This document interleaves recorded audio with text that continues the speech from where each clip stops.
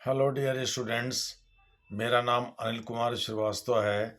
मैं कुछ निजी कारणों से इधर रेगुलर भी पोस्टिंग नहीं कर पा रहा था वीडियो का, लेकिन अब मैं थोड़ा सा ठीक हो गया। एक्चुअली मैं बीमार था, अब मैं थोड़ा सा ठीक महसूस कर रहा हूँ, तो आज से मैंने वीडियो डालना शुरू किया है। अभी आपको आपके सामने कई बर्निंग मुद्दे हैं, जैसे झारखंड असेंबली इलेक्शन के रिजल्ट हैं और महाराष्ट्र असेंबली इलेक्शन के रिजल्ट हैं। आज हम लोग अपना एनालिसिस उसी पर आधारित रखते हैं। आप सभी लोगों को पता है कि झारखंड में 81 सीटें हैं और महाराष्ट्र में 288 सीटें हैं असेंबली में। महाराष्ट्र में विधान परिषद भी है, झारखंड में विधान परिषद नहीं है। आप सभी लोगों को पता होगा कि अनुच्छेद 69 के अनुसार जो विधान परिषद होती है उसके बनाने या निर्माण करने या समापन करने यानी समाप्त करने का काम संसद करती है 69 के अनुसार। यानी वह तभी तक परमानेंट बॉडी रहती है जब तक कि संसद ना चाहे। संसद हालांकि अपने मन से ऐसा नहीं करती, ऐसा करने के लिए उसके पास रिकमेंडेशन राज्य का आना ज़रूरी होता है। राज्य के रिकमेंडेशन पर वह वहाँ या तो संसद को यानी या ऊपर वो सॉरी संसद ऊपरले सदन को राज्य में यानी विधान परिषद को क्रिएट कर सकती है और नहीं भी कर सकती है। झारखंड विधानसभा से अभी ऐसी कोई अनुशंसा नहीं आई है। और महाराष्ट्र में जब वो बॉम्बे प्रांत हुआ करता था अंग्रेजों के ज़माने में, तब से वहाँ 1919 में ही वहाँ विधान परिषद का निर्माण कर दिया गया था। 1935 के भारत सरकार अधिनियम में उसको रिटेन किया गया था और बाद तक वह चलता रहा। आगे भी जब 26 जनवरी 1950 को हमारा संविधान लागू हुआ तो उस समय उसे रिटेन किया गया। 1960 में बॉम्बे से जब गुजरात को अलग कर दिया गया तो बॉम्बे में विधान परिषद को बनाए रखा गया, उसका नाम बदल करके महाराष्ट्र कर दिया गया, जबकि गुजरात में विधान परिषद का निर्माण नहीं किया गया। दूसरे शब्दों में विधान परिषद की स्थिति बॉम्बे प्रांत में यानी महाराष्ट्र में, जो इसमें महाराष्ट्र स्टेट के नाम से जाना जाता है, 1919 से ही है। उसी समय से वहाँ ऊपरले सदन की व्यवस्था है, विधान परिषद की व्यवस्था है।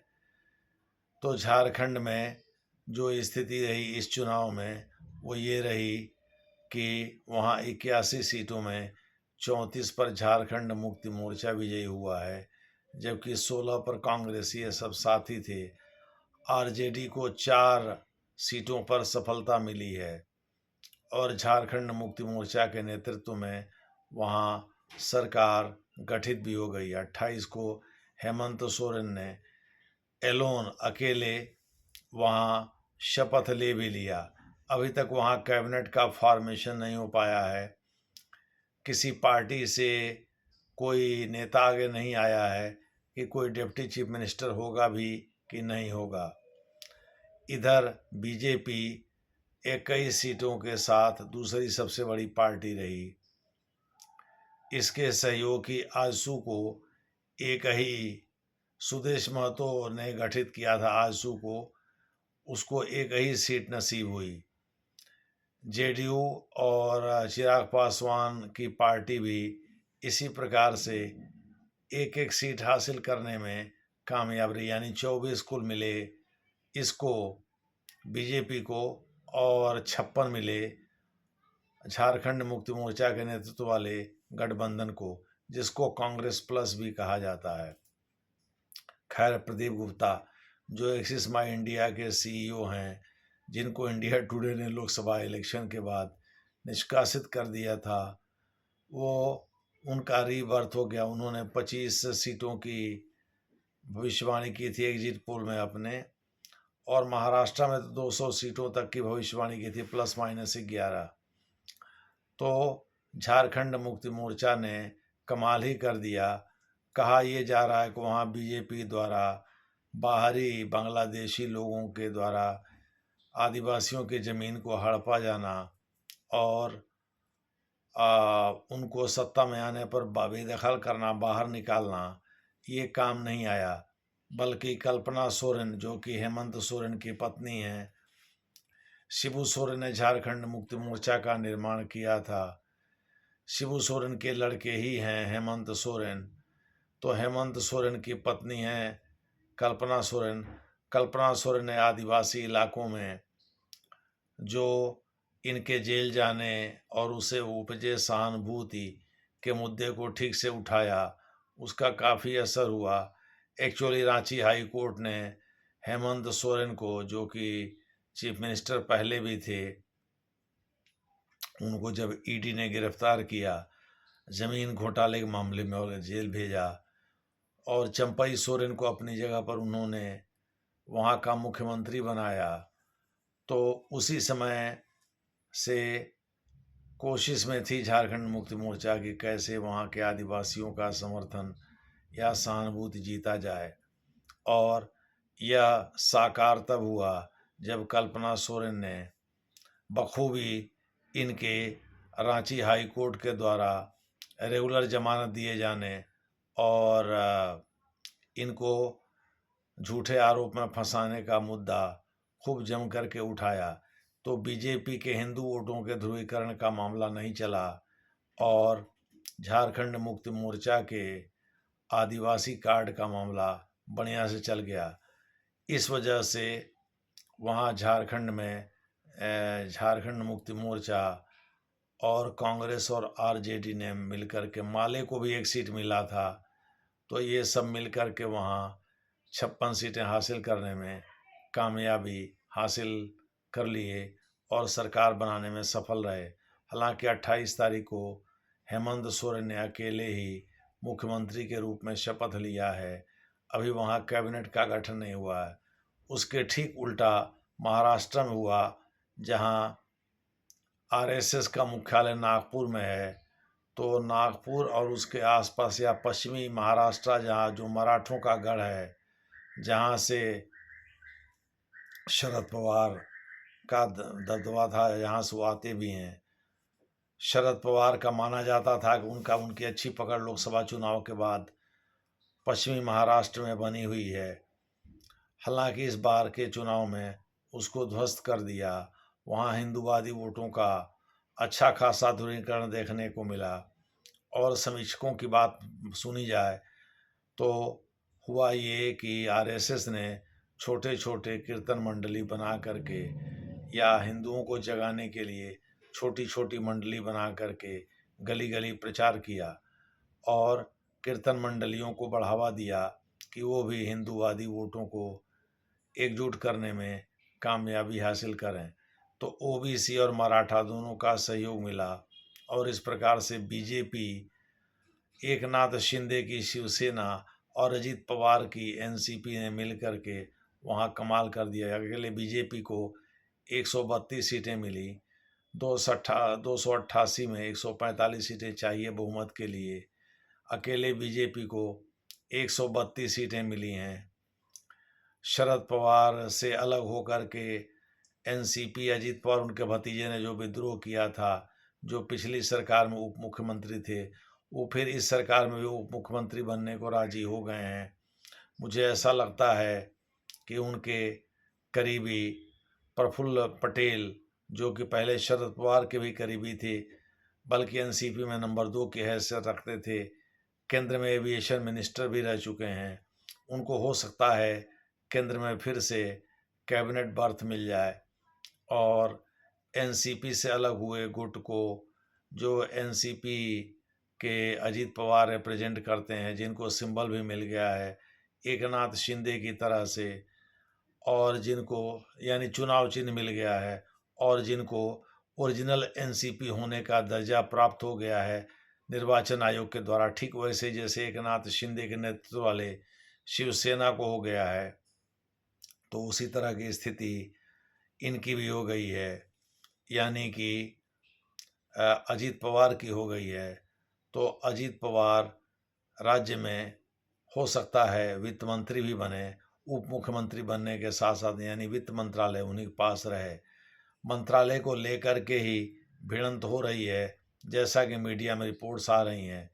एकनाथ शिंदे का कहना है, पहले तो वो गृह मंत्रालय पर अड़े हुए थे और विधानसभा के अध्यक्ष का पद भी मांग रहे थे, लेकिन बीजेपी ने इन दोनों चीज़ों से मना कर दिया। लगता है राहुल नार्वेकर फिर से विधानसभा अध्यक्ष बनेंगे और बीजेपी अपनी बदौलत हो सकता है बहुमत भी हासिल कर ले आने वाले समय में। 132 सीटें ऑलरेडी उसके पास हैं, 4 निर्दलीय विधायकों का समर्थन भी उसके साथ है। उसके अलावा बहुत सारे लोग यानी 7 लोग अजीत पवार के एनसीपी पर टिकट पर चुनाव लड़े हैं, जो बीजेपी के समर्थक रहे हैं और बीजेपी के मेंबरान भी रहे हैं।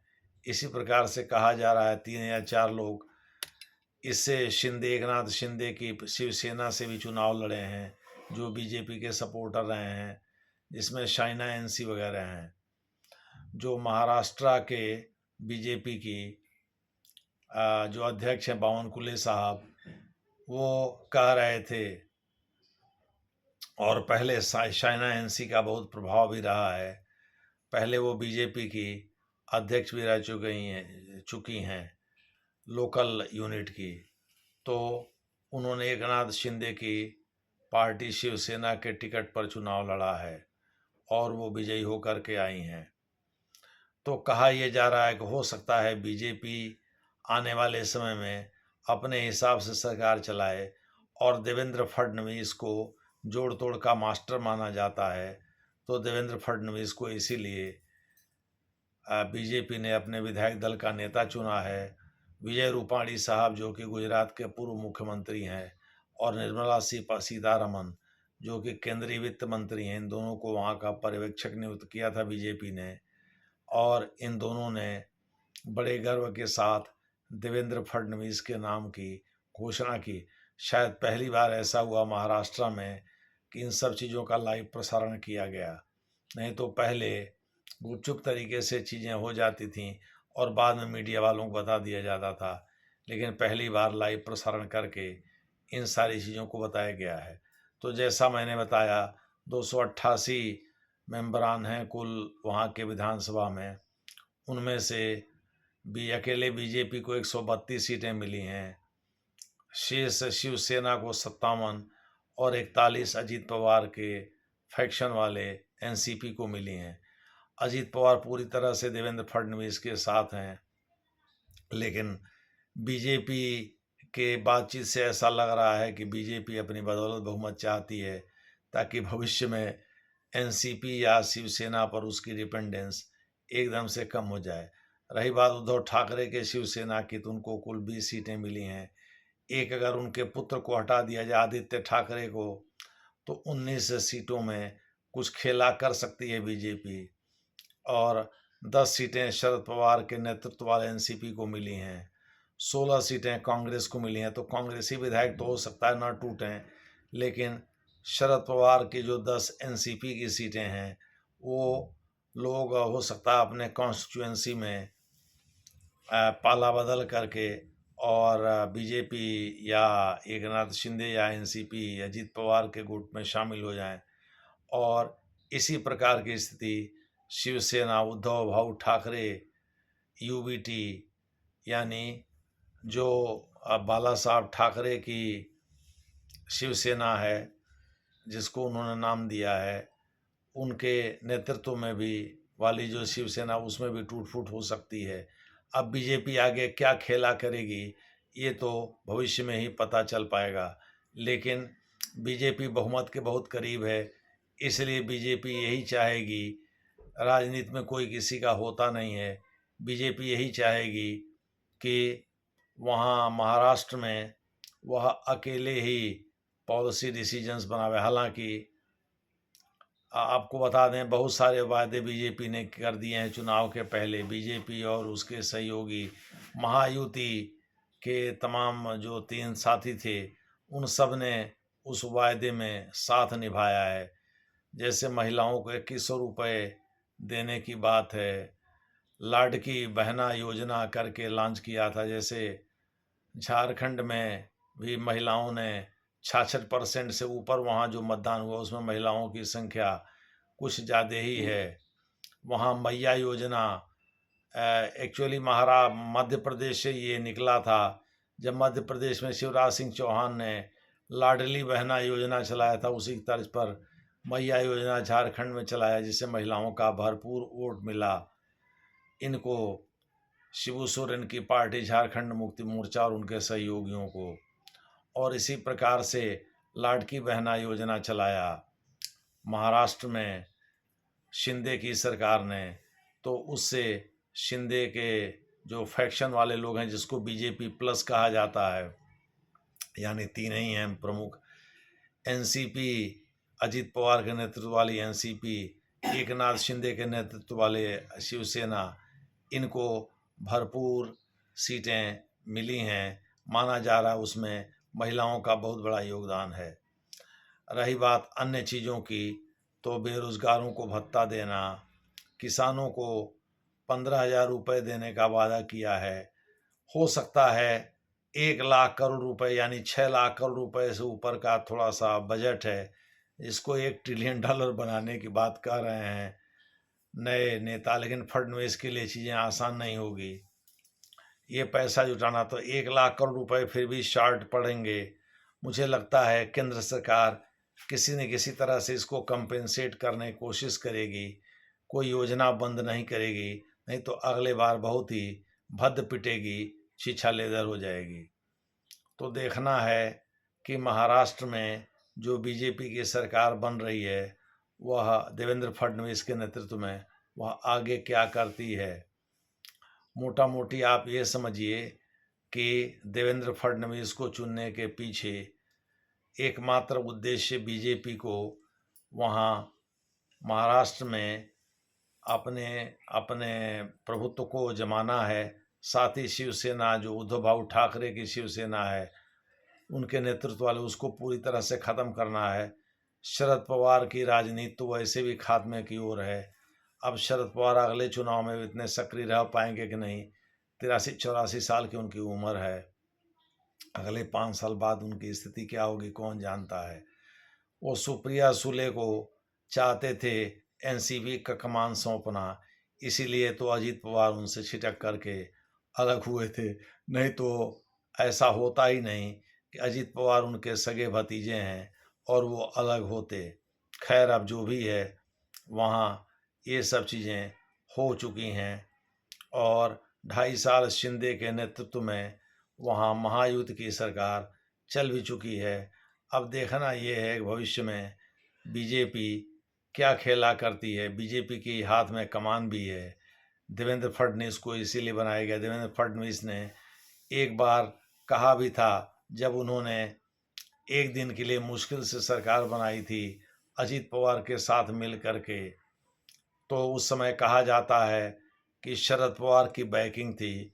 शरद पवार ने ही अजीत पवार से कहा था कि तुम बीजेपी के साथ मिल करके सरकार बना लो, हम समर्थन दें। लेकिन बाद में वो पलट गए और उन्होंने उद्धव ठाकरे को वहाँ का मुख्यमंत्री नियुक्त करवा दिया था और उनके साथ मिल करके सरकार बना लिया था। इस बार तो विरोधी दल के नेता बनने के भी लाले पड़े हुए हैं तीनों को, जो महाविकास आघाड़ी से जुड़े हुए 3 दल हैं या जो उस गठबंधन में शामिल हैं। खैर, देखना है भविष्य में क्या होता है, इस पर हमारी नज़र रहेगी।